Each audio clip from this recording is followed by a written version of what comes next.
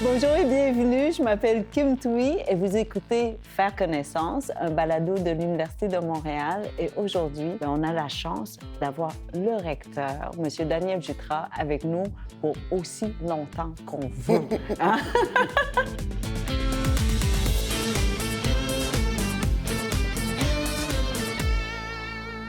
Alors, Monsieur le recteur, est-ce qu'on on s'adresse toujours à vous? Personne m'appelle Monsieur le recteur. Ah non? Non, on dit Daniel, généralement. C'est vrai? Oui, oui. Oh, mais c'est beau. Mais pas spontanément. Ah oui, on commence toujours avec Monsieur le recteur. Puis moi, je dis non, j'aimerais mieux Daniel. Et on vous voit. Oui. Parfait. Mais pas là. On fait comme on veut. Donc, on va voir si on va pas devenir peut-être passer au-dessus bientôt, c'est ça. Alors, je vais commencer avec la question la plus facile.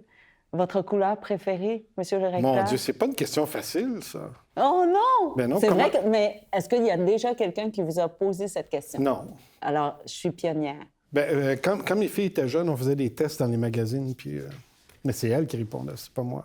Oui, mais là, je vous pose la question. Bien, comment on sait qu'on a une couleur préférée? Exactement. Moi, j'en ai pas une. C'est pour ça que je vous pose la question. Je sais pas.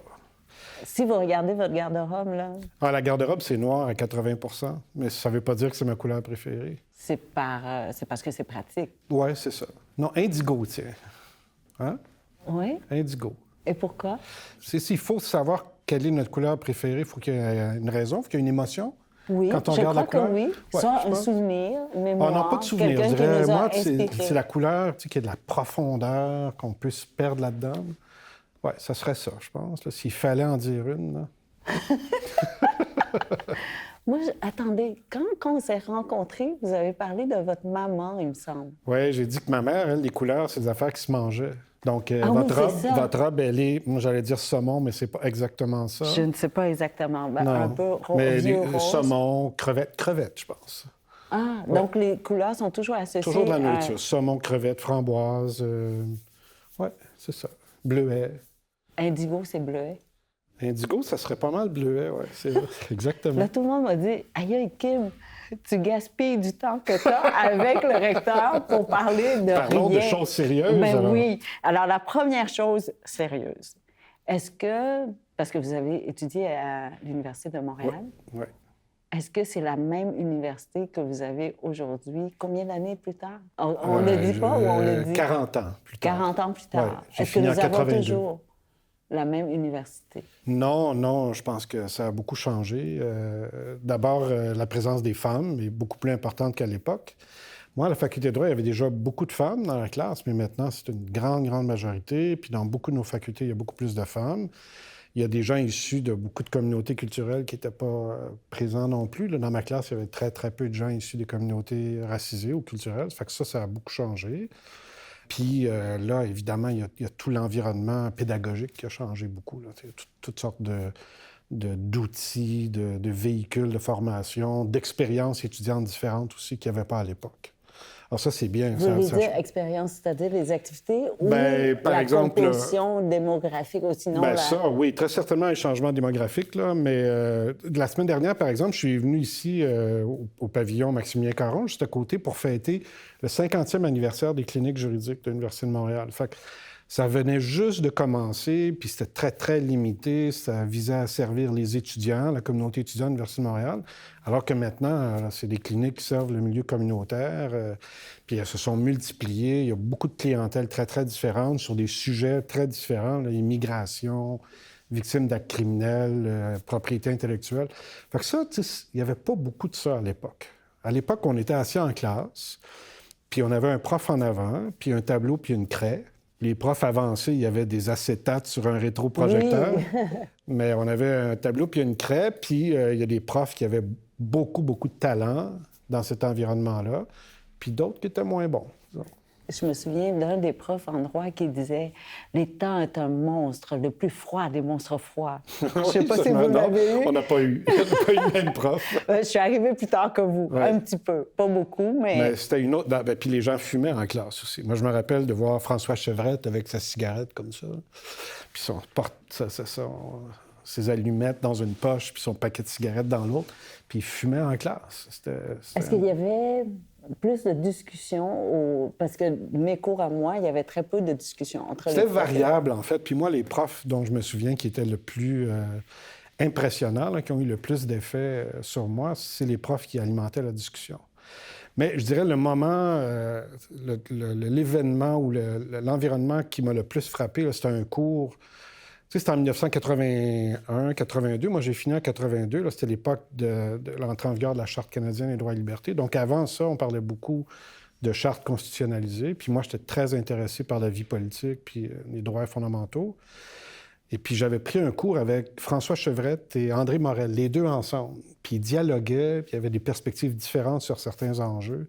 Ça, c'était extraordinaire. Parce que là, on voyait comme une explosion des idées. De faire partie d'eux. Puis là, c'est ça, on avait l'impression d'assister à quelque chose d'important, une conversation qui se déroulait. Puis, franchement, je ne sais pas si c'était scripté ou pas. Ça n'avait pas l'air du tout scripté. Ça avait l'air deux chercheurs qui discutaient là, d'enjeux vraiment fondamentaux. Puis là, une fois de temps en temps, ils se tournaient vers nous, puis ils disaient « OK, comment vous réagissez à ça? » Puis là, on embarquait, parce qu'on avait...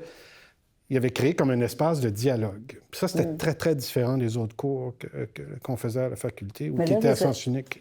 Vous avez utilisé le verbe « assister ». Mais est-ce que vous sentiez que l'université elle-même, là, pas seulement les étudiants, mais les profs, tout le corps professoral et l'université participaient à cette conversation-là pour vrai, ou c'était seulement un dialogue ou une discussion entre personnes intéressées?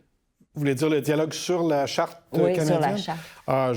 Est-ce que l'université jouait un rôle participatif? Les universitaires étaient très présents à l'époque. Ils étaient moins visibles, à mon avis, mais j'étais très jeune, je n'avais pas de conscience de ça. Ils étaient moins présents dans l'élaboration des politiques publiques, du moins en moyenne. Il y avait quelques acteurs très importants qui participaient à des conversations comme celle-là, mais pas de manière visible. En tout cas, puis certainement pas visible pour les étudiants. Puis ça, c'était malheureux. Hein, Est-ce qu'aujourd'hui, l'université a changé? Est-ce que l'université, aujourd'hui, joue un rôle engagé? Oui, et visible. C'est ça qui, je pense, qui a changé le plus. Alors, prenez la pandémie. Là. Moi, il n'y a pas une journée pendant les 2 dernières années où je me suis levé, moi, je lis les journaux le matin, il y a toujours un de mes collègues là-dedans, qui est cité, tous les jours, tout le temps. Encore aujourd'hui. Pendant la pandémie, là, c'était foisonnant, c'était 4, 7, 8, 10. Mais dans toutes les disciplines. Toutes les disciplines, mais surtout en santé publique, évidemment, pendant la pandémie. Mais il y avait des collègues de la faculté de droit, des collègues de sciences politiques.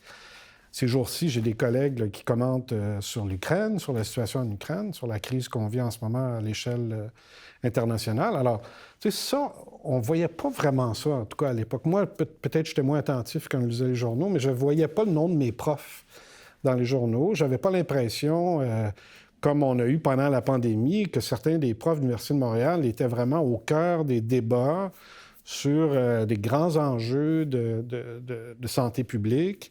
Tu sais, je pense à beaucoup de collègues qu'on a vus à la télé, qu'on a entendus à la radio, qu'on a lus dans les journaux, puis qui étaient très influents. On sentait leur présence dans la sphère publique. Alors ça, c'est formidable, je pense, parce que ça montre que l'université peut avoir un impact, des conséquences, des retombées extrêmement importantes, réelles, mesurables sur le terrain. Est-ce que c'est le but de l'université, selon vous? Non, je pense pas. Non, mais d'avoir une voix dans la société. Ben oui, ça, c'est un objectif pour l'université. De prendre une position, d'informer aussi. Oui, tout à fait.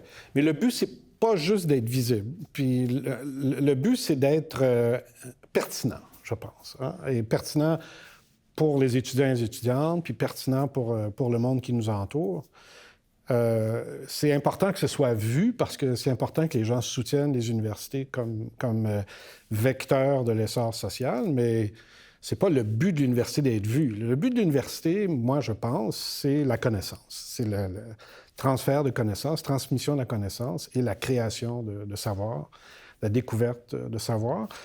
Et puis, si on regarde sur la plus longue durée, c'est la préservation des conditions du savoir. Ça, c'est un élément très important. Préservation? Oui, parce que l'université, il y a des chercheurs, on crée des nouveaux savoirs, on invente des choses, puis on forme des étudiants, des étudiantes. Mais il y a aussi, dans l'université, un objectif très important qui est d'assurer que le savoir se construit à partir de certaines conditions fondamentales. La liberté, par exemple.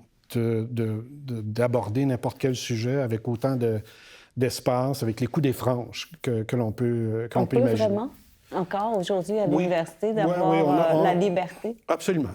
Ou vous vous permettez cette liberté-là? Ah, bien, non seulement il faut se la permettre, il faut s'obliger à la créer. Puis moi, je pense qu'on a beaucoup exagéré le phénomène de censure dans les universités. C'est sûr qu'il y a des contextes où il peut y avoir des personnes, puis c'est encore plus vrai des enseignants qui ont un statut précaire, les chargés de cours et ainsi de suite, qui se disent « Moi, pas sûr que je vais parler de ce sujet-là parce que peut-être que ça va me mettre en difficulté. » Cette forme d'autocensure-là, je ne doute pas qu'elle existe. Mais elle n'est pas institutionnalisée. C'est pas l'ADN de l'université de contrôler le discours. Puis c'est vraiment pas ma job de dire aux gens ce qu'ils peuvent dire en classe, ce qu'ils peuvent discuter en classe. Alors, quand on lit dans les journaux que les recteurs n'interviennent pas ou les recteurs... C'est pas mon boulot. Mon boulot, moi, c'est de m'assurer que l'université, sur le plan institutionnel, mais aussi au quotidien, là, dans l'environnement, dans la classe, est un espace de liberté, que les gens peuvent aborder n'importe quel sujet, qu'ils peuvent dire n'importe quel mot, mais qu'ils le fassent dans une perspective, surtout quand on parle de ce qui se passe en classe, là, dans une perspective qui permet à tout le monde de participer. Puis ça, on a un peu évacué ça, parce que la réalité, c'est que les problèmes dont on parle très souvent là, en lien avec la liberté académique sont des problèmes qui se gèrent en classe dans l'interaction entre les profs et les étudiants.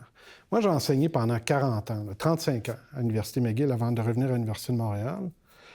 Bien, chaque fois dans mon cours, je me disais, OK, ça, c'est un sujet délicat. Comment est-ce que je l'aborde? Je vais l'aborder. Comment est-ce que je l'aborde pour que des étudiants qui sont fragilisés ou qui peut-être se sentent menacés sachent qu'ils peuvent intervenir, puis que je crée des conditions pour qu'ils puissent intervenir, puis qu'ils lèvent la main, puis que là, il y a un dialogue qui se déroule. C'est ça notre boulot. Là. Notre boulot, c'est d'assurer que ces enjeux-là soient traités avec confiance, que tout le monde soit à l'aise de le faire. Je pense que le problème, c'est qu'on ne réalise pas nécessairement que ça peut être un sujet sensible pour certains. Oui, donc ça, il faut en être conscient. Puis on a maintenant une grande diversité. Il faudrait qu'on aille plus, là, mais on a une plus grande diversité, moins d'homogénéité dans les perspectives. Donc, il faut être sensible à la manière dont les gens reçoivent les choses. Ceci dit, l'université, c'est un espace où on est nécessairement confronté à des choses qui nous dérangent un peu. Sinon, on perd notre temps. Là. Un lieu de réflexion? Oui, de réflexion critique. Alors, quand je dis un des rôles de l'université, c'est de préserver les conditions du savoir, c'est de ça dont je parle. On sait qu'il y a de la connaissance, on sait qu'elle évolue, mais elle évolue seulement à certaines conditions. Elle évolue, puis elle peut être préservée. Là, le savoir intemporel, toutes les connaissances que l'on a maintenant, évoluent et se préservent, se maintient quand les universitaires travaillent avec intégrité, à partir d'une méthodologie qui est échangée, puis que les gens peuvent reconnaître, qui peuvent accepter comme conduisant des résultats. Puis, tu sais, c'est pas... je lisais l'autre jour, c'était intéressant, quelqu'un qui disait la liberté académique, c'est pas un enjeu de vérité, parce que la vérité, elle évolue. Multiple aussi. C'est ça, elle bouge. C'est un enjeu c'était en anglais, de critical inquiry, c'est-à-dire les conditions de la quête critique du savoir. Sachant que là où on aboutit, là, le morceau de savoir qu'on a là, il est peut-être fragile, puis dans 10 ans, 20 ans, on aura une autre perspective par rapport à ça. Ça fait que ça, c'est une des jobs. Je parle de transmission du savoir, de création de nouveaux savoirs, ça, c'est l'activité de recherche, et de préservation des conditions du savoir. Puis là, je dirais que les universités, c'est un des derniers endroits dans notre monde où on valorise cette dimension. Parce qu'ailleurs, il y a beaucoup de pensées en silo, puis de réflexion un peu fermée sur elle-même. Mais ce que vous venez de m'expliquer là, sur la liberté, la transmission... Non. Est-ce que laissez de la place pour les questions. Non, pas du tout. J'adore ça. Si vous pouvez parler tout seul, là, je serais contente. Non, ça, je fais ça tout le temps. Ça ne fait pas aujourd'hui. Non, mais je voulais savoir si ce positionnement-là, ou sinon cette vision pour l'université, que ce soit... qu'elle doit être une place où on permet à la liberté de réflexion d'exister. Est-ce que c'est une position propre à chaque recteur ou chaque université ou ça devrait être ou c'est déjà une position que toutes les universités acceptent d'avance? Bien, je dirais que la description que j'en fais n'est pas inusitée, là. Elle est très, très largement partagée. Puis vous savez, ici, on a fait, il y a 2 ans, un grand exercice de consultation de notre communauté, de toute la communauté, là, pas juste les profs, là, de toute la communauté. Puis on est parvenu à un énoncé de principe sur la liberté académique. Puis c'est ça qu'il y a là-dedans, en fait. C'est la plus grande liberté possible pour parler de tous les sujets sans tabou, les examiner de manière critique, avec intégrité, mais en étant conscient qu'on a une responsabilité d'assurer des conditions adéquates pour la conversation.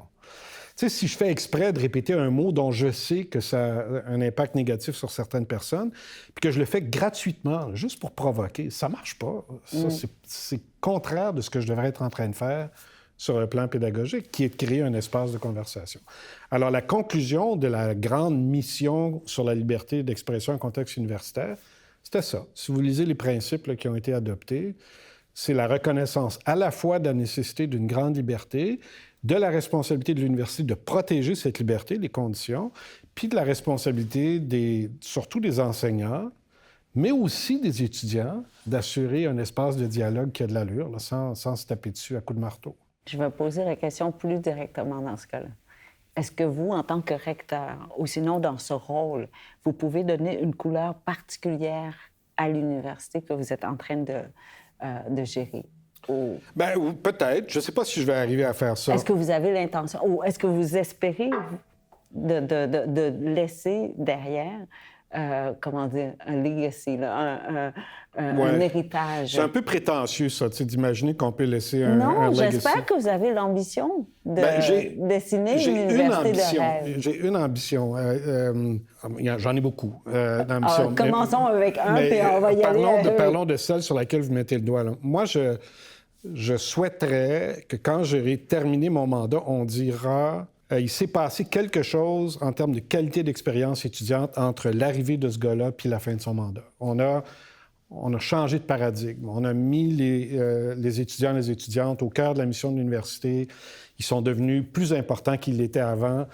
Puis les gens montent la côte en sifflant parce qu'ils ont hâte d'être ensemble, ils ont hâte d'être en classe, ils ont hâte d'être dans un environnement stimulant. Et ça qu'est-ce que ça... quels sont les... comment je vous dirais ça? Les changements qu'on pourrait apporter pour donner une plus grande vie? D'abord, il faut en parler. Je pense qu'il faut en parler beaucoup. Je l'ai fait pas mal dans mon autre carrière avant d'arriver ici. Parler beaucoup de la qualité de l'expérience étudiante, l'investissement qu'on fait dans les interactions qu'on a avec les étudiants et les étudiantes. En anglais, à McGill, j'avais un mentor, il s'appelait Rod McDonald, qui est le doyen qui m'a engagé quand j'ai été recruté, qui disait « Every moment is a teaching moment ». Alors, toutes les formes d'interaction avec les étudiants, en classe, dans le corridor, en montant la côte, en sortant du métro, c'était toutes des occasions d'apprendre réciproquement. « Everything's a teaching moment ». Alors, il faut en parler beaucoup. Quand on voit cette dimension-là de notre carrière comme une dimension existentielle, ça change la game complètement. Donc, moi, je pense qu'il va falloir qu'on en parle beaucoup. J'en parle beaucoup, je continue d'en parler. Ça, c'est un contexte où j'en parle. J'ai fait une entrevue avec notre collègue directeur du Centre de pédagogie universitaire. Même message. La planification stratégique qu'on a adoptée, même message. On va répéter ça. Et puis après ça, il faut partir des gens au sein de la communauté qui trouvent ça enthousiasmant, donc qui embarquent dans le projet. Puis ces gens-là, ils font changer l'environnement. Oui, mais concrètement, là, après la pandémie et avec toute la technologie qu'on a aujourd'hui, est-ce que c'est une trop grande ambition de vouloir créer une vie étudiante? Non. Puis là, honnêtement... Je dirais que ça m'inquiète un petit peu. Parce qu'il y a des matins où je me lève puis je me dis, dans 40 ans, là, est-ce qu'on dira, hey, Jutras, là, il vivait comme dans les années 1980, là. Il vivait pas, il était tellement borné, tellement conservateur dans sa vision des choses. Mais à la fin, on fait ce en quoi on croit. Moi, je crois vraiment que les occasions de transformation dans une université, ça se passe dans l'interaction humaine. Okay? Entre vous et moi, entre une étudiante puis une prof, entre des étudiants, oui. avec le monde avec qui on interagit, par exemple en milieu clinique, quand on fait un apprentissage comme ça. Ça se passe dans l'expérience humaine, en interaction. Il y a beaucoup d'outils maintenant pédagogiques de formation à distance qui sont importants, utiles et pertinents, mais qui doivent être, à mon avis, utilisés comme il faut. Et donc, pour moi, je l'ai dit beaucoup là, depuis que je suis arrivé, l'Université de Montréal, tant que je vais être là, elle ne va pas se désincarner. On ne va pas devenir un campus numérique. Puis si jamais le conseil de l'université décidait que c'est là qu'on s'en va, je pense que je serais obligé de dire que ce ne sera pas moi qui va le faire. J'y crois pas. Moi, je crois à l'interaction humaine. Alors, à partir de là, tout ce qu'on a vécu pendant la pandémie, ça pose une question. Hein? C'est quelle est la plus-value réelle de cette interaction-là? On ne peut pas juste continuer comme on faisait avant, puis ramener les gens en classe, puis asseoir des fesses sur des chaises, puis donner notre cours comme ça, le magistrat. D'ailleurs, il n'y a plus personne qui fait ça. En tout cas, ils sont minoritaires. Puis parler en classe comme ça pendant 3 heures, non-stop, puis espérer que ça fonctionne. Ça ne marche plus. Parce que là, les gens ont pu voir que si ça se fait à distance, puis là, ils disent, bien, pourquoi j'y vais en classe? Qu'est-ce qui va se passer en classe qui ne peut pas se passer Exactement. À distance? Puis moi, je dirais, l'analogie, c'est qu'est-ce qui se passe quand on va au théâtre par rapport à regarder un film sur Netflix? Je peux regarder un film sur Netflix, puis ça va être correct, ça va passer le temps. Et même écouter un film dans une salle de cinéma. Une salle de cinéma, déjà, c'est différent parce qu'il y a du monde avec nous, puis il y a du bruit, il y a de l'action, les gens réagissent. Moi, je suis un être humain, je réagis avec les autres êtres humains. Mais moi, l'analogie, c'est je suis chez moi, dans mon fauteuil, j'ai ma tablette, je regarde un film Netflix tout seul. Ça, c'est l'expérience Zoom. C'est les cours à distance. Ça fonctionne. Ça fait la job. Ouais. Hein? L'info passe, là, le divertissement passe. Mais ça n'a rien à voir avec aller au théâtre, puis voir des gens s'animer sur scène, puis du monde autour de soi, puis de vivre l'expérience comme un être humain. Là. C'est complètement différent. Au théâtre, on n'a pas de misère à justifier. On ne voit pas en dessous de... ou les épaules, hein? Ça parle là, des épaules. Ça produit des effets particuliers parce que des fois, on découvre que les gens sont beaucoup plus grands ou plus petits que ce qu'on imaginait. Hein? Moi, il y a des gens que ça a pris 2 ans avant que je les voie en personne. C'était très, très spécial. Donc, non, l'expérience humaine, je crois qu'on ne peut pas remplacer. Donc, il faut trouver, dans les outils dont on parle, des bénéfices, des gains. Alors, par exemple, il y a une part importante de la formation dans une université, dans différents programmes, qui est de la communication d'informations de base. Bon, vous qui me suivez, moi, on a fait un cours de droit.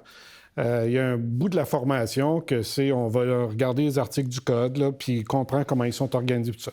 Ça, là, ça peut se faire à distance, OK? Juste lire les trucs dans Baudouin sur les obligations, puis avoir un peu de commentaires là-dessus. Ça se fait à distance. Mais creuser un peu plus loin, comprendre comment ces concepts-là s'appliquent dans un cadre particulier, ça se fait pas bien à distance. En tout cas, si ça se fait à distance, ça demande beaucoup, beaucoup, beaucoup de travail. Alors, il faut chercher, je dirais, l'arrimage entre ces nouveaux outils dont on sait qu'ils fonctionnent et les objectifs pédagogiques qu'on a en tête. Puis là, se dire, je vais amener le monde en classe, puis il faut que je sois capable, dans ma tête, de justifier leur présence. Pourquoi ils sont là? Qu'est-ce que je gagne à les avoir là? Et puis, ça peut être bien des réponses. Hein? Y a des profs qui vont dire, ben moi, je suis un extraordinaire conférencier, là. Puis quand les gens sont dans ma classe, je les tiens dans ma main. Là. Tu sais, je suis comme un acteur de théâtre, puis c'est formidable. Oui, ben oui, ça, c'est une expérience humaine, de voir quelqu'un qui a un extraordinaire charisme sur scène, même dans un monologue. Mais d'autres fois, ça va être, ben je veux pouvoir parler avec des personnes assises à côté de moi, ou interagir avec le prof, comme on le disait tantôt. T'sais. Puis il faut pouvoir expliquer ça. Si on n'y arrive pas, bien là, on n'arrivera pas à amener les gens à embarquer dans... Mais quelles sont vos impressions maintenant que les étudiants seront de retour en classe? Est-ce qu'ils vous manifestent leur joie de revenir en classe? La grande, grande majorité manifeste leur très grande joie d'être de retour en classe. Les profs inclus? Les profs aussi. Oui, les profs aussi. Puis c'est intéressant parce que les gens parlent non seulement, puis je dirais même il parle beaucoup de ce qui se passe en classe, puis de l'intérêt d'être en classe, mais il parle aussi de ce qui se passe autour de la classe, les rencontres dans le corridor, les lunchs à la cafétéria, les choses comme ça, qui font partie de la vie universitaire aussi. Là. C'est des lieux d'apprentissage. Je disais tantôt, every moment is a teaching moment. Tous les espaces dans l'université sont des espaces d'apprentissage. Alors, les gens nous parlent de ça. Ils nous disent, ouais, c'est vraiment le fun de retrouver mes collègues de classe puis de pouvoir échanger.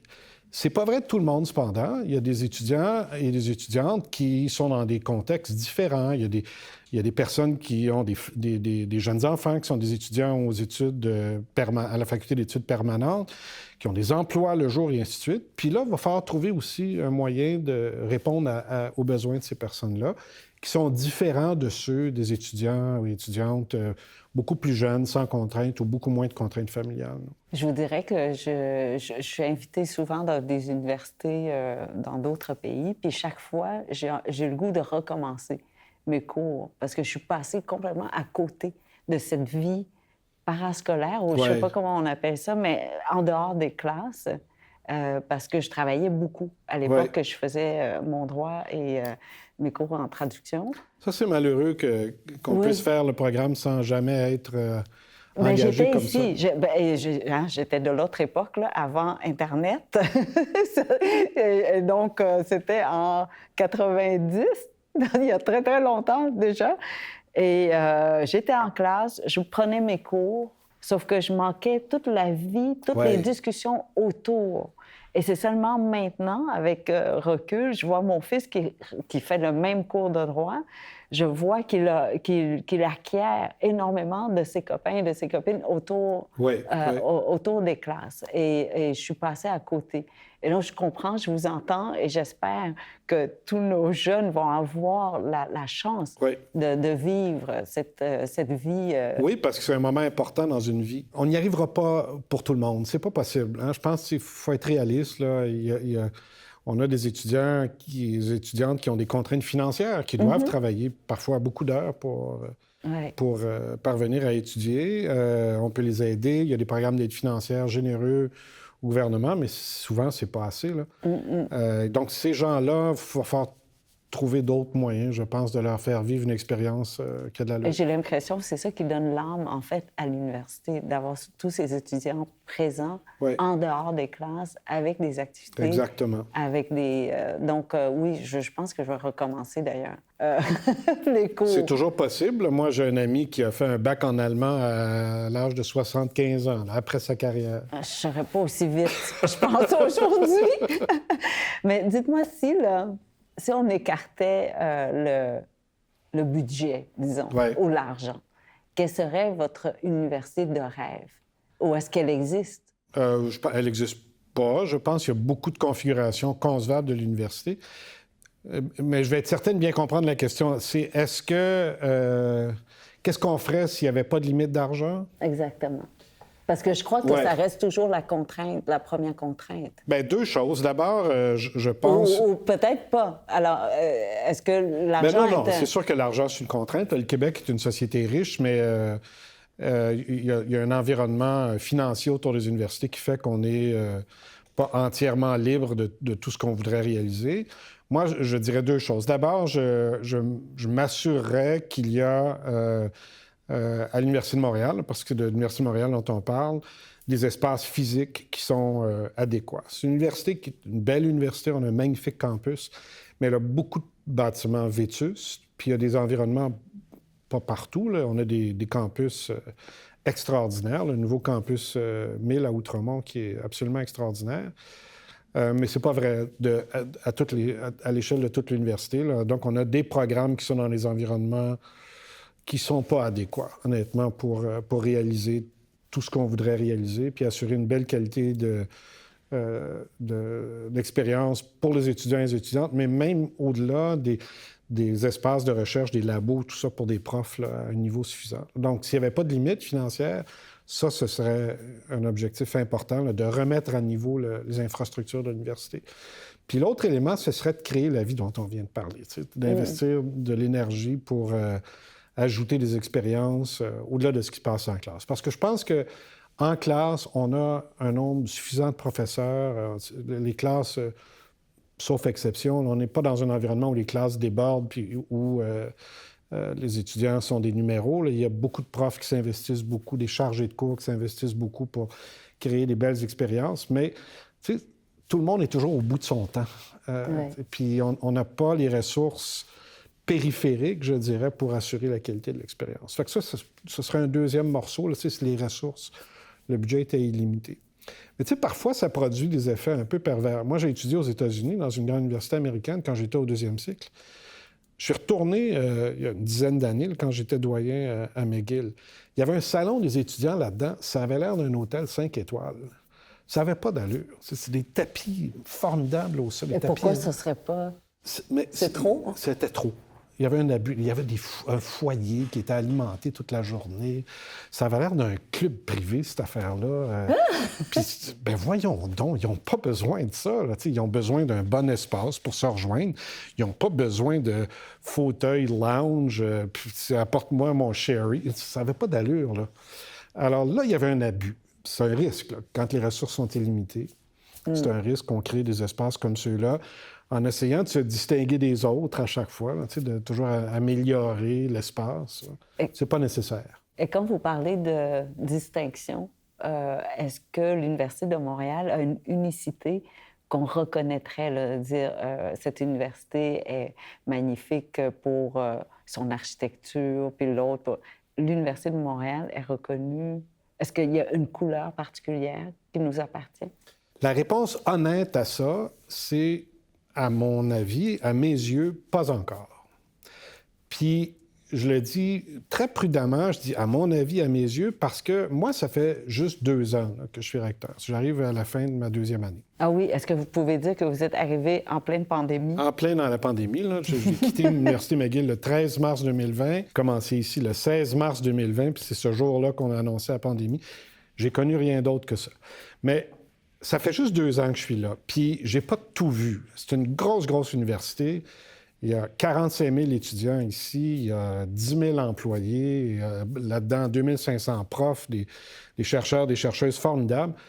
Moi, je vois pas encore d'unicité dans cette dimension-là. Et quand on parle de l'Université de Montréal, le truc qu'on dit souvent, c'est la plus grande université francophone en Amérique.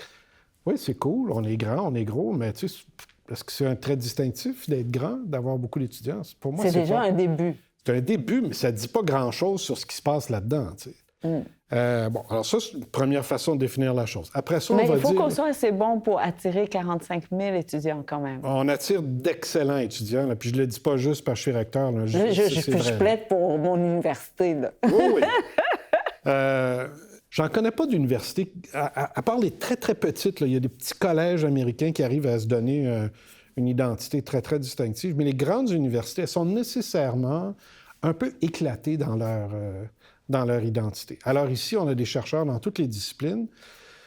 Ce qui est intéressant et unique de l'Université de Montréal à plus d'un titre, c'est que toutes les disciplines de la santé se retrouvent ici, là, y compris la médecine vétérinaire. Je parle de santé globale, là. Une seule santé, comme on le dit maintenant dans certains secteurs. Bien, il n'y a pas ça ailleurs au Québec. On a la seule faculté de médecine vétérinaire, l'école d'optométrie, une école de santé publique. Ça, c'est assez caractéristique de l'Université de Montréal. Mais tu sais, quand on a dit ça, on oublie qu'on a aussi des chercheurs extraordinaires en sciences politiques, en relations internationales, en sociologie, des créateurs en musique qui sont exceptionnels. Alors, comment définir l'identité d'une université qui est aussi étendue, je dirais, dans les champs de savoir qu'elle explore? Ça c'est compliqué à Est-ce que le secret définir. est dans la complicité? Moi, j'ai fait ça, donc, au cours des 2 dernières années. J'ai organisé des petits lunchs comme ça. On mange un sandwich dans une salle à côté de mon bureau, puis je fais venir des gens de toutes les disciplines. Puis là, ils jasent. On essaie un peu, je fais une espèce de table de kimchi, mais il faudrait filmer ces conversations-là. C'est super intéressant. Puis je dirais que ce qui ressort de ces conversations-là, puis j'ai hâte de voir, je les ai pas vus, les autres podcasts, ce qui ressort de ces conversations-là, c'est que il y a quand même une valeur partagée qui est celle de faire de l'Université de Montréal un vecteur du génie francophone en Amérique du Nord. Quelque chose qui manifeste le génie francophone en Amérique du Nord. Parce que la volonté de rayonner en français est très, très forte au sein de l'Université de Montréal. Puis le sentiment qu'on a quelque chose d'exceptionnel en termes scientifiques ici est très, très fort aussi. Alors ça, je pense que c'est un trait que l'on doit nourrir. C'est une perspective qu'on doit nourrir. Si vous dites ça, donc la langue a un impact ou un effet sur la façon qu'on étudie ou qu'on fait de la recherche ou qu'on enseigne? Je sais pas, mais je sais pas si ça a un effet sur la façon dont... Je pense pas. Parce que là, vous avez vécu là, avec McGill en anglais et maintenant en français. Est-ce que vous voyez une différence dans la façon de faire? Mais pas sur le terrain scientifique. Okay. Il y a des grosses différences. Pour moi, encore une fois, là, je ne veux pas être narcissique là-dedans, là, mais pour moi, revenir ici puis finir ma carrière ici, là, c'est comme une bouffée d'air frais. Puis je le dis sans critique à l'égard de McGill, mais moi, je suis francophone, j'ai grandi en français, mes parents ne parlent pas ou parlaient peu l'anglais. Moi, j'ai appris l'anglais tardivement, puis j'ai travaillé toute ma vie professionnellement en anglais. Là, de revenir dans un environnement où les gens qui travaillent avec moi partagent ma langue, partagent mes références culturelles, ça change tout, là. Je dirais que je n'ai jamais ri autant dans un environnement professionnel que depuis 2 ans. Même si on est en crise, là, on a vécu une pandémie, c'est des problèmes un après l'autre. J'ai jamais autant ri au travail. Puis j'étais très heureux à McGill, là. Faut que je le dise pour pas qu'il y ait d'ambiguïté. J'étais très heureux. Ça a été un environnement formidable pour moi. Puis je suis absolument convaincu que ma carrière de prof à l'Université McGill a été d'autant meilleure que j'étais à l'Université McGill. Parce que j'étais porté un peu par la formidable réputation de l'université. Mais non, ici, je suis chez moi, là. Ici, je suis chez moi. Je vous entends, parce que mon éditrice parisienne que j'ai vue il y a 24 heures, là, elle me dit, elle a aujourd'hui 70 ans, et elle vient d'avoir, en tout cas, un bras droit, d'engager un bras droit qui parle aussi italien comme elle, parce qu'elle est née en Italie, sa première langue, ou sa langue maternelle est l'italien. Donc, elle dit, Kim, je suis tellement, là, à la fin de la journée, je suis tellement contente de pouvoir parler à quelqu'un en italien. Ouais. Alors qu'elle est éditrice d'une maison qui publie des livres en français. Donc, son français est impeccable. Ouais. Elle est plus qu'impeccable, à un niveau supérieur que la moyenne. Mais là, elle dit, à la fin de la journée, c'est les petites phrases en italien. Là, ça sort naturellement. Oui, le bonheur. Elle dit, je suis moins fatiguée quand je parle en italien. C'est drôle, hein? Oui. Mais là, vous avez dit, vous finissez votre carrière ici. Bien, ça va être probablement ma dernière job, hein, parce que là, j'ai 61 ans. Oh, mais là... Puis, ben là, si on veut bien de moi, ce sera un mandat de 10 ans, donc j'aurai fini à 70 ans. Ah oui. Puis moi, je ne pense pas travailler après 70 ans. C'est un mandat de 10 ans? Bien, c'est un mandat de 5 ans. OK. Puis si je ne fais pas trop de niaiseries, on va me donner un autre mandat de 5 ans. Donc, 10 ans, c'est un temps assez long pour vraiment laisser en héritage... oui, ou se planter complètement. Mais non, on vous aurait dit quelque chose à l'an 5. Pas encore. À l'an 5, oui. À l'an 5, on va me dire merci, exact. Bonsoir. Non, mais je veux dire, c'est un mandat qui vous permet vraiment de travailler. Puis c'est assez longtemps pour faire des changements importants, pour aller chercher des nouvelles ressources. C'est une des choses que j'allais dire que j'ai promis de faire, une des choses promises dans mon mandat. C'est la philanthropie. C'est vraiment de faire une transformation de l'Université de Montréal sur le terrain philanthropique.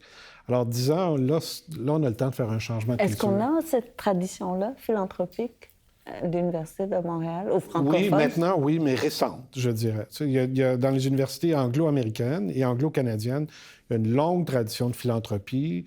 On connaît les meilleures pratiques, il y a des méthodes et tout ça là, qui sont bien, bien installées. Nous, ça progresse. On a fait des gros progrès, je dirais, les derniers 10 ans. Sous Guy Breton, on a fait vraiment des progrès énormes pour donner une place plus importante aux relations avec les diplômés. Puis là, on a, je dirais, encore un autre bond en avant à faire parce qu'il y a beaucoup de beaucoup de composantes à la philanthropie. Là. Il faut établir des relations avec les diplômés. D'abord, il faut les localiser, savoir où ils sont, là, trouver leurs coordonnées, établir de bonnes relations avec eux, les engager dans la vie universitaire. Puis tout ça avant de leur demander de l'argent. Là. On n'appelle pas les gens. Peut-être que ça vous est déjà arrivé. Moi, ça m'est déjà arrivé aussi. Qu'on reçoit un coup de téléphone comme ça, out of the blue. Oui, pour la bibliothèque de droit. J'ai participé. Puis là, moi, vous ne m'avez pas appelé depuis 25 ans, puis là, vous me téléphonez pour que je vous donne... Non, là. Mais pourquoi cette différence entre... C'est un enjeu complexe. Et je pense qu'il y a des facteurs culturels là-dedans, mais il y a des facteurs politiques, sociologiques, qui sont liés à la place de l'Église, par exemple, dans l'organisation des services publics, de l'enseignement et des soins de santé. Il y a aussi, là, j'entre sur un terrain glissant parce que je ne pense pas pouvoir expliquer ça intelligemment sur un plan théorique, là, mais une conception de l'État, de la place de l'État, de la responsabilité de l'État. Je dirais que la communauté francophone, puis on le voit dans les pays francophones aussi, là, pas juste au Québec, s'appuie plus sur l'État pour faire avancer la solidarité sociale que sur des institutions communautaires. Il y a moins longue histoire d'institutions communautaires ou de sens de responsabilité par rapport aux institutions auxquelles on appartient. C'est drôle, hein, c'est ça, j'allais vous dire. Mon sentiment, c'est plus... c'est comme si on était moins chauvin ou moins fier. Donc, ça crée un manque de sentiment d'appartenance. Oui. On ne porte pas nécessairement nos T-shirts Université de UDM, Montréal oui, jusqu'à l'âge de 50 ans ou 60 ans. Alors que vous allez aux États-Unis, puis les gens portent les couleurs de leur université, beaucoup. Mais ça va encore plus loin que ça. T'sais, moi, encore une fois, j'avance prudemment parce que il faudrait justifier ça là, sur le plan historique, politique, mais il y a vraiment une grande confiance dans la capacité du gouvernement, de nos gouvernements, de l'État, de porter nos aspirations. Et donc, on accepte de payer plus d'impôts parce que l'État va faire la redistribution adéquatement. Alors que dans d'autres communautés, on paye les impôts, mais on se dit aussi, il faudrait que je donne l'argent à tel hôpital ou à telle université parce que je pense que l'État n'en donne pas assez puis qu'on doit leur donner les moyens d'aller encore plus loin. Alors, ce sentiment-là de responsabilité à l'égard d'institutions qu'on juge importantes, il est moins développé, je pense, au Québec. Mais ça change. Hein? On a eu, vous l'avez peut-être vu là, récemment dans les nouvelles, 2 énormes dons sans précédent à l'Université de Montréal dans les derniers mois. Là. On a reçu un don de Pierre-Carl Péladeau et de Québecor de 40 millions de dollars pour soutenir l'entrepreneuriat à l'Université de Montréal. Puis tout récemment, un don de 159 millions de dollars de la Fondation Courtois pour soutenir les sciences fondamentales. Là, 159 millions de dollars, il faut mettre ça en perspective. Là. J'allais vous dire, c'est le budget de combien? C'est le 3e plus gros don à une université dans l'histoire du Canada. Okay? Les 2 autres plus gros, c'est un don à l'Université de Toronto pour la faculté de médecine de 200 quelque chose millions, puis 200 millions à l'Université McGill de la Fondation McCall-McBain pour soutenir des bourses. Nous, 159, c'est le 3e plus grand don de l'histoire du Canada à une université. C'est absolument extraordinaire. C'est venu de la fondation ou vous avez... C'est venu d'une fondation familiale, une fondation privée. Non, mais je veux dire, ça ne vient pas de l'initiative de l'université d'aller demander... Ces affaires-là, c'est toujours dans les 2 directions. Hein? Il y a un tango entre les donateurs et l'université. Nous, on essaie de faire valoir les choses qui sont importantes puis que les gens veuillent les soutenir. Puis inversement, il y a des fondations qui ont déjà une idée un peu de ce qu'elles veulent soutenir puis qui cherchent à l'université des gens qui peuvent le mettre en œuvre. Alors, la Fondation Courtois, c'est un peu les deux. Là. C'est venu beaucoup de la Faculté des arts et des sciences qui a créé une relation avec cette fondation-là, puis avec M. Jacques Courtois, là, qui est l'un des administrateurs de cette fondation, puis qui l'a convaincu de l'importance de soutenir la science fondamentale. Dans d'autres cas, c'est autre chose. Là, parfois, c'est des efforts d'aller chercher des ressources en s'appuyant sur ce qu'on pense va fonctionner. Alors, on voulait, quand je suis arrivé, moi, j'ai constaté qu'on avait un petit truc sur l'entrepreneuriat à l'Université de Montréal, des gens qui travaillent sur un budget minime, qui font des miracles avec un budget minime. Puis là, non, ça nous prend quelque chose de plus gros que ça. Est-ce qu'il y a au Québec quelques donateurs ou une fondation qui pourrait appuyer ce projet-là? Oh, peut-être Québécois, M. Pellado, c'est un diplômé, son père est un diplômé. Bon, puis là, ces conversations-là se déroulent sur la longue durée. Ça prend 1 an et demi. On avance, on recule, on danse. Puis on finit par trouver quelque chose, puis là, ça donne un énorme don de 40 000. Mais vous savez, j'étais très surprise. J'ai été invitée à travailler pour une fondation d'un hôpital.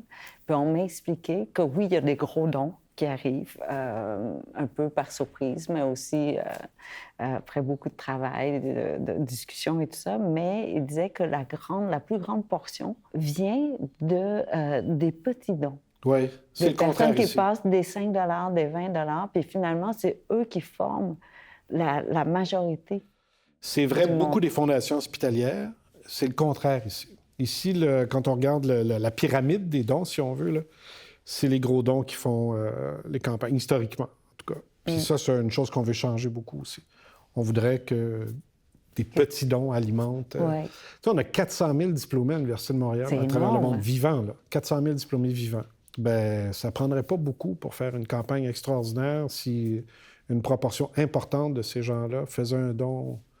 Pas nécessairement énorme, juste faire un don. Mais aussi, ça crée un lien. Je crois que c'est pas seulement le don, mais de garder le lien avec l'université. Ça va dans les deux sens. Il faut d'abord créer le lien. Moi, je suis certain qu'il faut d'abord créer le lien. Encore une fois, je reviens à ce que j'évoquais. Là. Quand on appelle comme ça, à froid, puis qu'on demande de l'argent, ça ne fonctionne pas. Alors, dites-moi, est-ce que ça vous manque d'enseigner? Beaucoup. C'est vrai? Oui, moi, j'adore. Parce que là, vous parlez aussi beaucoup, mais pas de la même manière du tout. J'ai beaucoup d'interventions publiques, mais j'ai pas d'occasion d'enseignement.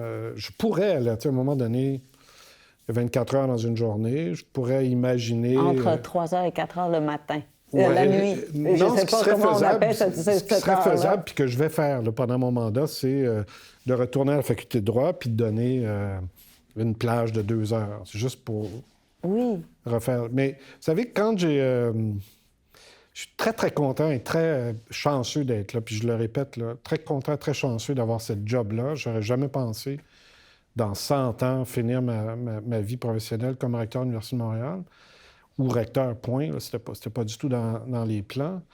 Mais je tirais beaucoup de plaisir de l'enseignement pendant toutes ces années-là, les 35 ans où j'ai été prof. Mais les dernières années, je trouvais que j'avais vieilli un peu. La distance avec les étudiants commençait à se mesurer. J'ai eu une période pendant ma carrière de prof où j'étais vraiment en phase avec mes étudiants. À chaque fois que je donnais un cours, j'avais des évaluations très, très positives. Les gens disaient « Wow, c'est le fun ». J'étais un bon prof, vraiment un très, très bon prof. Puis les deux, 3 dernières années, puis je pense que c'est ma faute, j'avais moins de fun, puis les étudiants réagissaient moins. Je pense qu'il y avait moins d'enthousiasme de leur côté.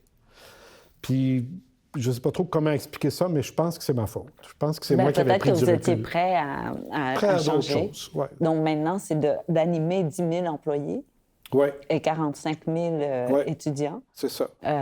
C'est encore plus... Mais je pense que vous avez le feu, là, non? En ce moment, vous avez le feu, là, la passion d'emmener ça à un autre niveau, sinon... Oui, il faut penser à ça tout le temps, puis je pense à ça tout le temps. Alors, on est prêt. J'ai hâte, en fait, et je suis derrière vous. Si jamais, là, je peux faire quelque chose... Je le sais, je l'apprécie beaucoup. D'ailleurs, qu'on puisse se parler comme ça, ça fait partie du projet aussi, là, de dynamiser l'environnement. Oui, j'étais surprise, en fait, que vous acceptiez la proposition. Pourquoi vous avez accepté? Est-ce que j'ai le droit de poser des questions? Mais oui. Pourquoi vous avez accepté cette idée un petit peu bizarre là, de venir à l'université puis de graviter autour de nous? Ça a commencé avec un salon du livre où j'étais assise à côté d'un philosophe, d'un prof de philo, mais qui avait écrit un livre, puis il disait qu'il enseignait à l'université aux ingénieurs. Et j'ai dit, je comprenais pas... en tout cas, nous, ici, les ingénieurs n'ont pas de cours de philo. Jusqu'à la fin, que ça fasse partie de leur cursus. Et il dit, non, c'est obligatoire, tous les ingénieurs doivent prendre des cours de philo jusqu'à la fin de leur diplôme. Je disais, mais pourquoi on n'a pas ça ici? Et je me souviens d'avoir discuté de cette question. Pourquoi est-ce qu'on est devenu très, comment dire, spécialisé dans nos études, nos spécialités et tout ça, avec votre vice-recteur, Jean-François Gaudreau-Desbiens, dans le couloir, là. Je ne sais pas où est-ce qu'on s'en allait, mais dans le couloir, comme ça. Et je crois qu'il vous en a parlé. Et quand vous m'avez contacté les deux, je pensais que c'était presque une blague que Jean-François disait. Il disait « Ah oui, le recteur aimerait ça te parler. » Je dis « Ben voyons donc, de quoi? » Et là, puis vous étiez tellement ouvert à toutes les idées. Au moment où on se parle, vous n'avez pas encore eu la chance là, de les voir, mais vous seriez tellement fiers de l'université, des profs, de tous ces cerveaux, de tous ces cœurs, je vous dirais. Oui, il y avait énormément d'intelligence, évidemment, dans ces rencontres, mais surtout du cœur. Oui. Tout le monde était emballé, enthousiaste. Ils ont pris le temps de venir. Et sincèrement, je crois que dans ces combinaisons, hein, on a un gastro-entérologue avec un professeur en littérature. Le prof me lance ça, je me souviens encore au début.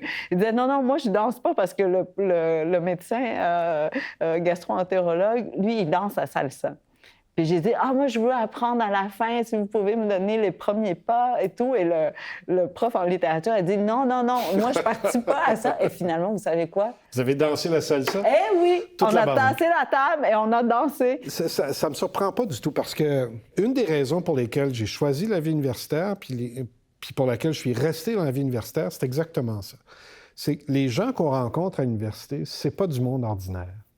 Non. C'est vraiment pas du monde ordinaire. C'est des gens passionnés. Oui. Puis c'est ça qui permet à une personne de devenir et de rester chercheur pendant 30 ans, 40 Ben ans, oui. 50 ans. Il faut qu'il y ait une passion pour ce qu'ils font. Puis ça se transmet, ça déborde dégage, dans oui. d'autres secteurs de leur vie. Vous imaginez une théologienne avec une astrophysicienne qui parle des trous noirs. Puis finalement, il y a eu tellement d'échanges entre les deux. Et chaque fois que j'arrive là, à l'enregistrement, je me dis, je vois pas les liens, je sais pas comment faire pour les faire parler, comment est-ce que la conversation peut même exister entre eux. Et finalement, chaque fois, on déborde. Et il y a 1000 liens. Je vous entends, puis je me dis que peut-être, quand j'aurai fini mon mandat, ça devrait être vous qui...